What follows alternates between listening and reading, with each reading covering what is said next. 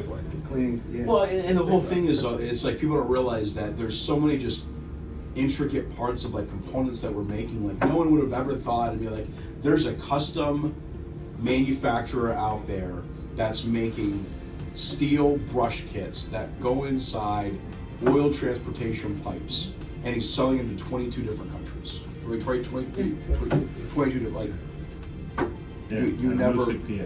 Yeah, and There's northeast Half a mile from the Luigi's Italian Yeah. ice plant. Yeah. There's actually a microbe in some parts of the world that comes with the oil that eats the pipelines.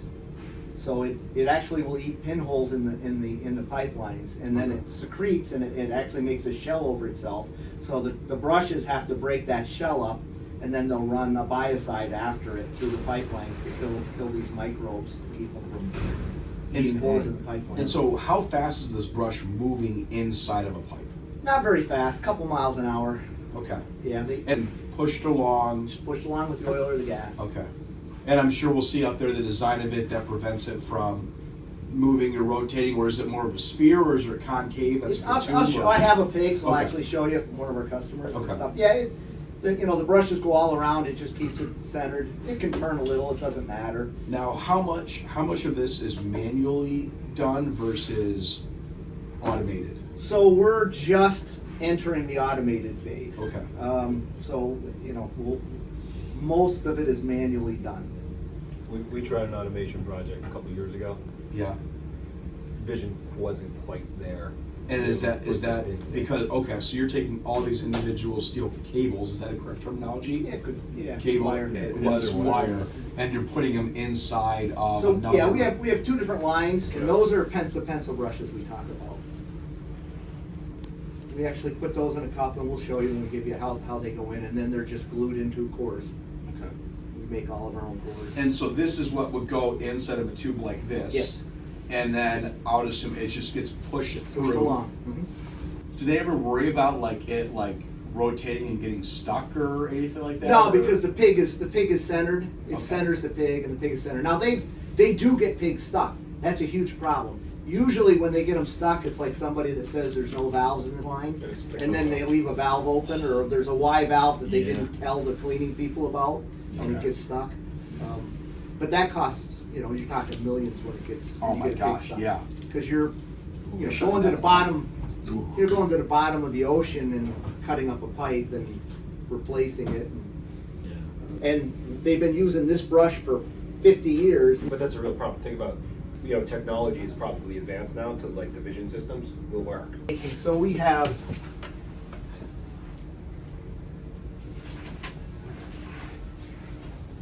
one line. This is called flat wire, and this is always what they've used. Okay. So it's just a carbon steel flat wire, 3 of them with different diameter or different radiuses. So we have, we work with developmental issues. We have 2 blind people that work for us. We have some people with ADD and people that can't work, along with, retired people and stay-at-home moms that put these together. And they make anything from a couple thousand a year to we actually have a woman that's approaching 100,000 that she'll make putting these things together From her house. from her house.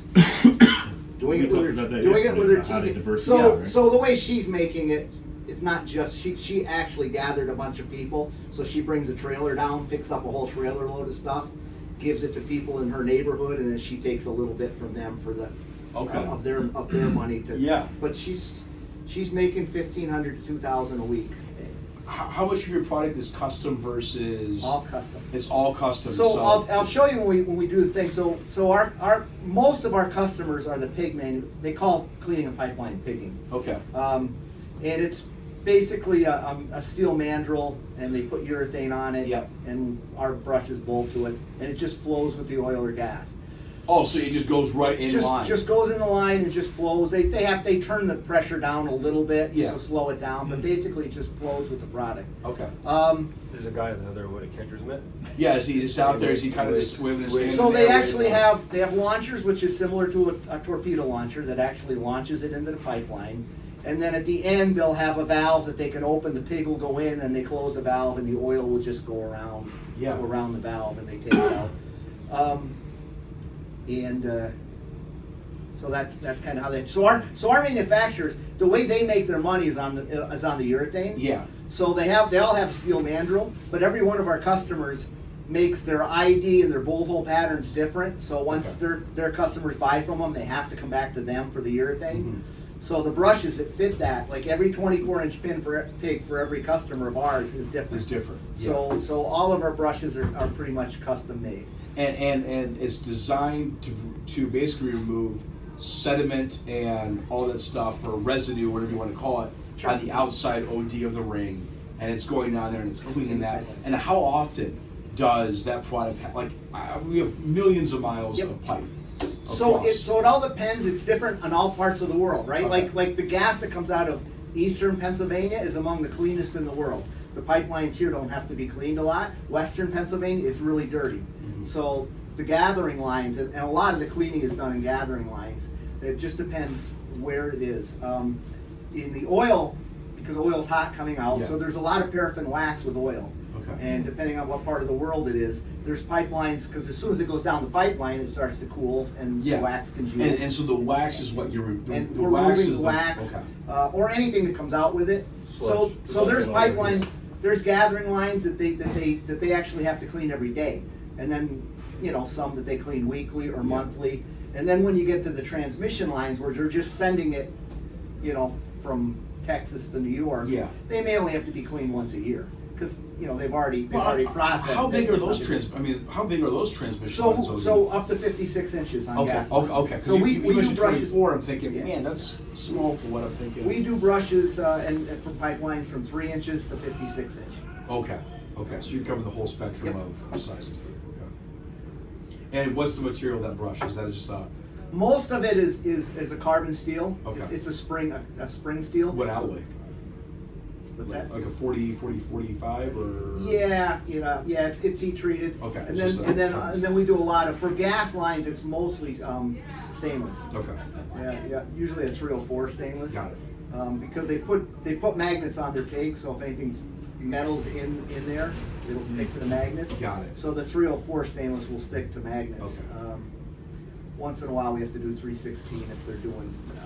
So in gas, they get a lot of H2S, hydrogen sulfide, which eats the metal. So then we have to do 316s if it's real high concentration. We sell into 22 countries. Wow. About half of what we do is exported. And it's a nice, being in the oil and gas is a nice industry to be in. So in terms of the technology of the brush, has much changed in the last 22 years?